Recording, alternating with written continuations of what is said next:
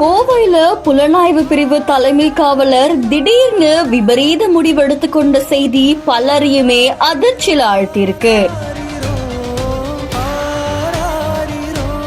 காவலரின் இந்த முடிவிற்கு மனைவியுடன் ஏற்பட்ட வாக்குவாதமா இல்ல வேற ஏதும் காரணம் உண்டா அப்படின்னு சொல்லி காவல்துறையினர் தீவிர விசாரணையில ஈடுபட்டிருக்காங்க.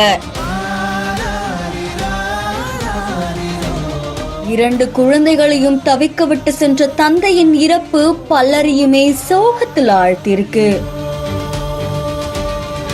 கோவையில சரவணப்பட்டி புலனாய்வு பிரிவு தலைமை காவலர் கணபதி மாநகர சேர்ந்தவர் தான் பாலகுமார். இவருக்கு 38 வயசாகுது அப்படின்னு சொல்லப்படுது. இவருடைய மனைவி தாஜ் குழும ஹோட்டல்ல பணிபுரிஞ்சிட்டு வராங்க அப்படின்னு கூறப்படுது. இந்த நிலையில மனைவிக்கு பதவி உயர்வு கிடைச்சு 15 நாட்களுக்கு முன்னாடிதான் லண்டன்ல இருக்கிற ஹோட்டலுக்கு போய் வேலைக்கு சேர்ந்ததாகவும் கூறப்படுது. இதை தொடர்ந்து தன்னுடைய 2 குழந்தைகளையுமே சேலத்துல இருக்கிற பெற்றோர் வீட்டுல விட்டுட்டு போனதாகவும் சொல்லப்படுது. இந்த நிலையில பாலகுமார் தம் மனைவியோட தொலைபேசியில பேசிட்டு இருக்கும் போது அவங்களுக்குள்ள ஏதோ வாக்குவாதம் ஏற்பட்டதாகவும் கூறப்படுது. இந்த நிலையில தேர்தல் பணியில கலந்துகிட்ட பாலகுமார் தேர்தல் பணி முடிஞ்சதுக்கு அப்புறமா ஏப்ரல் 20ஆம் தேதி வீட்டுக்கு திரும்பினதாகவும் சொல்லப்படுது. சனிக்கிழமையும் ஞாயிற்றுக்கிழமையும் வேலைக்கு வராததால அவருடைய பெற்றோரும் அவரை அணுக முடியல அப்படின்னு கூறப்படுது. இதை தொடர்ந்து சரவணம்பட்டி காவல் நிலையத்துக்கு தொடர்பு கொண்ட பெற்றோர்கள் மகனை பத்தி விசாரிச்சிருக்காங்க.